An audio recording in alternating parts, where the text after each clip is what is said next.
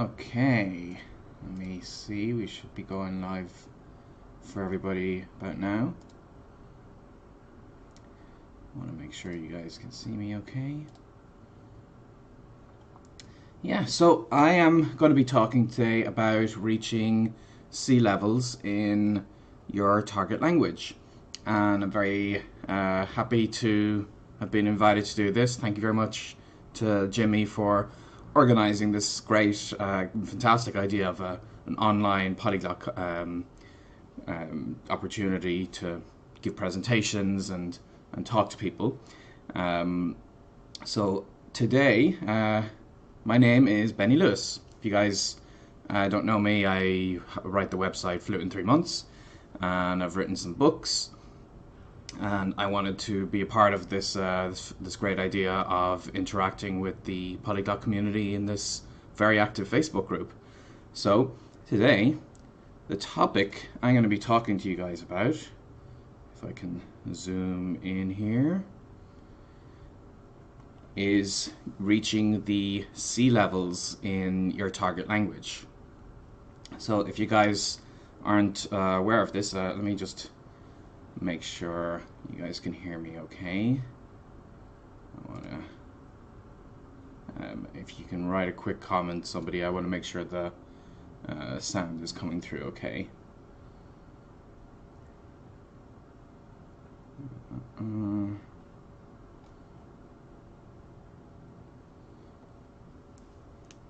So I can see there's 13 people watching. Just write a quick hello or something like that if you get the chance.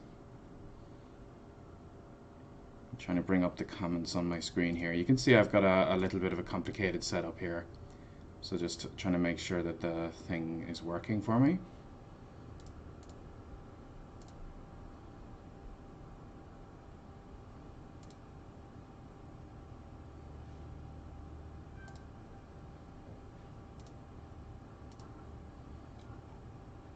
Yeah, okay. I think your comments are probably coming through. It's just not showing me on Facebook. What I'm going to do is I'm going to give the presentation, and I'm going to see what comments you wrote after it, because as I'm doing it here, I'm not seeing the comments simultaneously. So that's fine. So essentially, I want to talk about how the okay, 4 comments. Everything is all right. Okay, thank you for that, Jimmy. I just needed to be absolutely sure. So I'm going to be talking about getting to the C levels in your target language. So let's have just a quick look at this page here that I'm sure you guys know of already. And a C level is when you're advanced in according to the European Common Framework. So essentially, the best way I've imagined trying to think of this scaling system is if you imagine that you have A, B, C, where A is beginner, B is intermediate, and C is advanced. Then 1 is lower and 2 is upper. So you have A1, A2, B1, B2, C1, C2. And this CEFR, or Common European Framework, starts to look a little bit like this. When you have your levels split off, you end up with these very specific and very well-defined areas that show that your level of the language has a certain degree of fluency. So what I wanted to talk about was specifically this level here, the C levels, because a lot of the material you'll find is about the earlier levels. I talk about that a lot myself because I want to help people reach their goals of getting into language learning in the first place. So that is a priority for me, because more people getting into languages means they'll get the momentum. They may find their own approach. But let's say you're already doing good. You're at an intermediate level and you want to go further on. So what do you do from here? Well, there's a few things. I started with this website, this European Common Framework website, because I wanted to show you, and you guys can find this by just searching for European framework, and it's very likely going to be the first one that comes up. And I wanted to show you this because of this part here that shows the actual, scrolling down, the language specific institutions that run the tests on these. Because the first tip I would give for sure is that you are much more likely to be successful in reaching those sea levels if you follow a very specific guideline or a very specific idea of what's used by these institutions for their own examinations. So I have personally sat the Goethe Institute's C2 exam for German, and I passed a lot of it. I didn't pass the whole test though, but having prepared for that really helped push me up a notch in my language learning. I have also prepared for and passed the Spanish DELE, that's Diploma de Español como Lengua Extranjera, and that was at the C2 level. And I started preparing for the Italian equivalent, and I found all of my resources to prepare for these by seeing what institution actually does the exams. So you find out which language learning school or which university is prepared to give you this test, and you don't have to attend the university. You don't have to sign up for a 4-year degree. It's usually an exam that costs a couple €100 that you decide at the end of the year, for instance, that you're going to try and do that. So that, setting that milestone of, let's say you're going to go for the C1 level because you're not really sure what you want to, where you stand. You know you've got a very solid intermediate level, so you'll aim for the C1 level. You might sign up for the test. Otherwise, if it's too expensive for you to do that, or there's not a school nearby, you might still do it as if you were going to do a test. So in that case, you would decide you're going to do one of their mock exams. So if you're learning, whatever it may be, and there's multiple ones for English. There's because I know there's some English learners among you. The Cambridge exams have their own version, which is different to the TOEFL that a lot of people do as well. And so all of these are different to one another in different ways. So you might check out the actual institution itself. So Trinity College London. I might actually search for that. Trinity College London CEFR exam. You go to their website and you will see, oh, in this case it's a PDF. I don't want to look at a PDF online here. You go to their website and you'll see information about that exam that you might actually consider.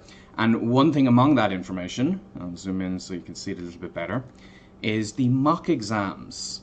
So you can download either mock exams or past exams, and you can see how they work.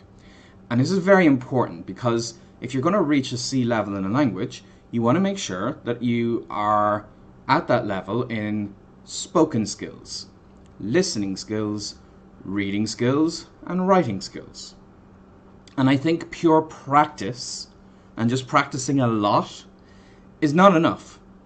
I think practicing a ton, especially spoken practice, will very successfully get you to a stage where you can have intermediate conversations. And a lot of people reach that stage and they plateau there. And I do think that spoken exclusively, you can get there through just tons of practice live with people. But to go further, you need to be following particular criteria that you may not naturally get tested on if you're just using the language with your friends and so on. So in this case, I would see what kind of reading materials it recommends. I might ideally get myself a native speaking teacher, the likes of italki, especially if they're experienced in these past exams. And I would try to follow through on other mock exams with that teacher. So in my case, for the two C2 exams that I did sit, I had a private teacher, and they helped me figure out how I could improve certain aspects of the exam. So, like in the German one, the part I did not do well in, which I should have practiced more, was listening. But one part I was very much worried about was the reading and the writing. That's two parts, the reading and the writing parts. So I did a lot of work with my teacher to see how can I reach at least the minimum passing grade for those parts of the test. And my teacher was experienced in helping people pass the Goethe Institute exams. So she assigned me homework. She assigned me reading assignments of like passages and gave me particular questions that I was supposed to be able to answer for the next session. She would tell me to write things. So I had to go and write several pages, and each time I would come back, and the first times were pretty bad. And she helped me see what my weaknesses were to go and fix them. So that's the thing, is when you're working hand in hand with the teacher, you're very likely to see exactly what is holding you back from being at those C levels. So if you can afford a private teacher, then I would ideally recommend that. If you can't afford a private teacher, still go on the likes of italki, or see if you know somebody to do some kind of an exchange, because maybe you can teach them your language, and maybe you'll find somebody who's interested in that, who has a strong enough academic background to be able to help you with the exam in their language. So that's the first thing I would recommend. Highly recommend that you consider sitting a C-level exam and going through the process involved in, like, even if you don't sit the exam and you end up doing a mock, that you try to pass every aspect of that exam. And that will show you what you need to learn to be able to say that you have a C level in that language. Okay, so that's one thing I would say. The next that I would say for me personally has absolutely helped me to improve my skills. Let me just double check. I want to make sure you guys haven't been Demetrio says the audio, trying to get the audio to work. I just want to make sure the audio is okay for you guys. No problems with that, is there? Make sure you write a quick comment for me, because otherwise I know I'm going to be speaking to an empty crowd who can't hear me. Let me see.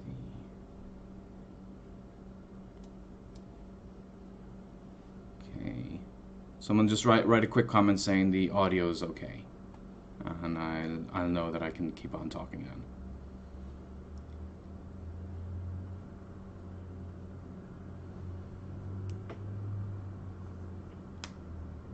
The audio is okay. Thank you very much, Junior. I just needed to double check that. Okay, so that's the first thing I wanted to say. The next thing that for me personally helped me improve my levels so I could confidently say I was a C level is what I did with my French. Now, my French, in terms of the CEFLR exams, I only ever sat and passed the B2 exam. I did that very early in my French learning. Hold on. Espresso time. I did that very early in my French learning, where I did the B2 exam, and to be honest, I found it too easy. I had no idea what the CEFLR scales meant in real terms and how they applied to my levels. So I sat that B2 exam when I'd already been living and working in France as an engineer. So it was a good idea to understand conceptually what does B2 mean. But I passed that, and I never ended up sitting a C exam in French, but I know I have a C level in French because, firstly, I tried to work in my industry. Now, what does a C level mean? I kind of flicked through the Wikipedia page, but what makes a C level unique is that you can work at a certain level of professionalism in the language. And so when I'm at a B level in a language, sometimes this is all I need to be. This is the limit I might reach, and I might not even need to work to get higher. Because if you're at a B2 level, a very solid B2 level, you can function socially in the language the same way you would with your mother tongue. But if you're at the C level in the language, then you can work professionally in the language the same way that you might in your mother tongue, depending on if it's C1 or C2, obviously. Um, so I worked as an engineer. You guys may not know that I actually have a background in electronic engineering. I got my undergraduate degree in University College Dublin, and I love engineering. I'm all about technology. That's why you guys will see that this live Q&A is not just me with my smartphone. It's me on a computer with a screencast. I like these ways of making adding some technological tweaks to make something more visually interesting. So that's one of my passions. So I applied this to French, and I got an internship in a company where I got to use my French in an engineering environment.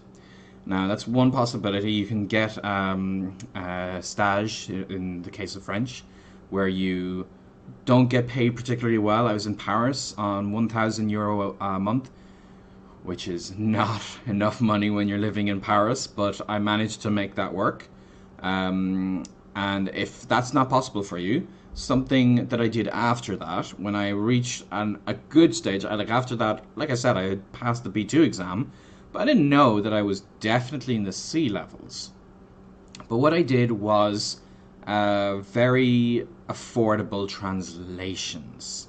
And this really gave me a solid base in French, was to begin the process of becoming a translator. If you check my blog out, you'll see I've written articles about how I got into translation.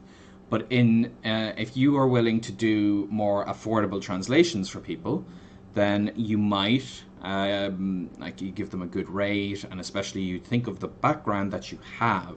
So you might have studied business, or you might have studied medicine, whatever it is. So you find an opportunity to translate. Typically, translators would do it into their mother tongue. If what you're translating is not crucial, it's maybe somebody needs some help writing their emails or whatever, then maybe you can also translate into the target language.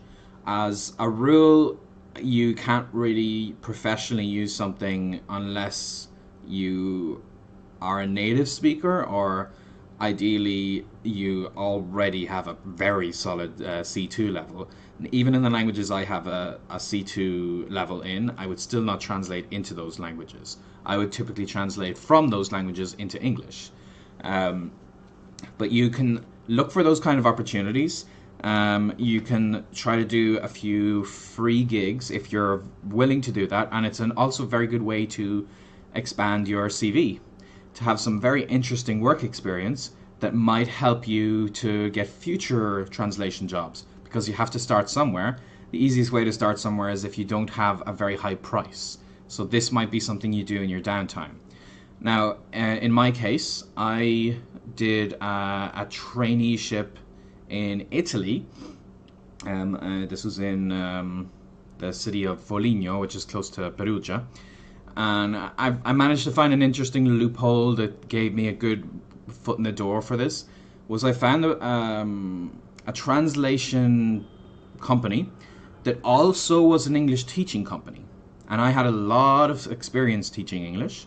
So they typically, in this town of Foligno, were not likely to have native English speakers come and teach there, because it wasn't very close to anything else. I had to get the train from Perugia to get into there. So I was overqualified compared to the kind of other people they could hire as an English teacher. But I said that there was a caveat. I said, I'll work as your English teacher. I'll work the really bad wage that you're offering on the condition that you train me to be a translator. So they showed me the ropes. They showed me how translation software works. They showed me better ways to imagine how to translate something and how to work with clients and so on. And even though I was doing it mostly in Italian with them, my Italian was, again, B2 level, and that was very tricky for me to translate a lot of documents when I wasn't at a C level, although I was starting to work towards that. I applied what I learned to French, and after I finished that traineeship, I started looking for my own clients, and I started translating things and sending them to native speakers before I sent them to the clients. So I understood how translation worked, and I understood the document, and then I would double check with native speakers, what does this mean? Is this a good translation that they would know from English? And then I sent it on, and I would try to get feedback wherever possible, but the process of translation meant that I would see these technical terms, because a C-level vocabulary does not mean you're in a social situation and you can say something extravagant, because I personally believe that if you do that, in some cases it shows that you do not really understand the contextual nature of the language. If you're overusing C expressions and vocabulary in a situation where B is totally fine, you're just talking about, some sports you saw or something like that. So you get to that C level by getting active practice in thing being fuzzy here behind me. By getting active practice in the specialization that you happen to have. In my case, engineering. So translation meant that I was forced to see those terms, to see the phrases, to make that connection between how I would describe a complicated engineering thing, which I would be writing in English, and I would know that I'm not going to be sending them a bad quality thing because I have a background in engineering. So I know when I'm writing something if it makes sense from an engineering perspective. And that helped me when I wasn't precisely at that C2 level yet, because it was more about comprehension. But I would see the one-to-one relationship between how you would say those things in French. And that is what gave me the boost to be able to feel like I actually was reaching a very solid C level in French, thanks to this active experience as an engineer. I had worked in an engineering firm, but with limited use, not as varied as I got from translation. So those are the main quick things that I wanted to talk to you guys about, and I do hope that you found that interesting. In the meantime, I want to have a quick look and see what your comments have been. Sorry if the sound echoed there for a second. Okay, so right, so catching up, we had Deb saying good morning from Colombia. Buenos dias. It's 10:30 here in New York, so you're probably not too far off me time-wise. And oh, it's a little fuzzy behind me, isn't it? Okay, good. The lighting can get weird because I have a green screen that lets me show you the stuff behind me. Let me see, can I get something more interesting for you guys here? Facebook. I go to Facebook and go to Polyglot. Polyglot's the community. Then you guys can see our own community right here. So it's more interesting behind me. Okay, so yeah, you guys told me that the audio was working for you. Great. If you have any questions, I'm going to be online for a few more minutes, and I would be happy to answer those questions. Okay. So, Gleison says, abraço do Brasil. Abraço para você também. And I actually literally will act it out, because that's the way to do it. Okay.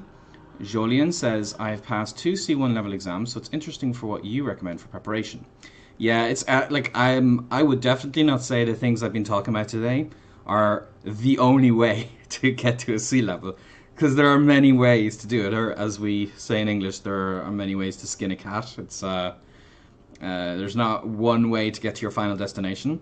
I just wanted to share what worked for me. What worked for me was to follow that process with the teacher of doing mock exams for C level versions of what those institutions test on, and also working as a translator. But I'm sure a lot of you guys watching this would have reached C levels and not have done what I talked about today. and that's fine. That's there are so many good ways to get to C2. I just happen to be familiar with these, so I wanted to talk to you guys about. Vincenzo says, ciao Benny, che bella sorpresa. Yeah, it's a great surprise to be here. Thank you very much. Appreciate it. Dorcas says, hi Benny. Anne tells Jimmy to keep up the good work. And she is following from Nairobi, Kenya. Wow, I hope the stream's coming through good for you there. Great to have such an international crowd here in the Polyglot community. I really love it. And I hope what I've been talking about today is interesting. I wanted to make it unique because I haven't talked about this particular topic as often on my blog and the website. And I didn't want to give like my typical TEDx talk. So I hope it's been worth checking out for you guys. Okay. So let me see any final questions I can answer from you while I'm here. So Arash says, hi from Estonia, Benny. What would you recommend for learning similar languages like Norwegian, Danish, and Swedish? Okay, that's a good question. Let me actually see if I can put up some text on screen for you here. I want to make sure that I'm covering a few questions and that people can actually read them. So if I say the current topic is learning similar languages, and that way people can see it if they come online.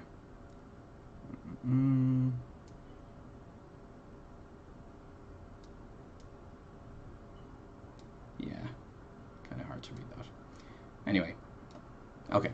So if you're learning similar languages, what I would say is practice consistently between them. So I don't have experience specifically with Norwegian, Danish, and Swedish. I haven't learned any of those languages. But I have learned the Romance languages, Spanish, Italian, French, and Portuguese.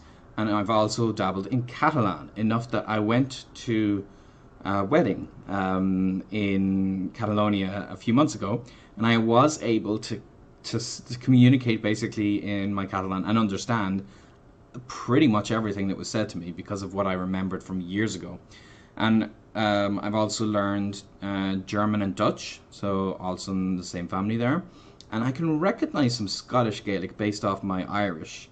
So I have a little bit of experience in like multiple languages within the one family.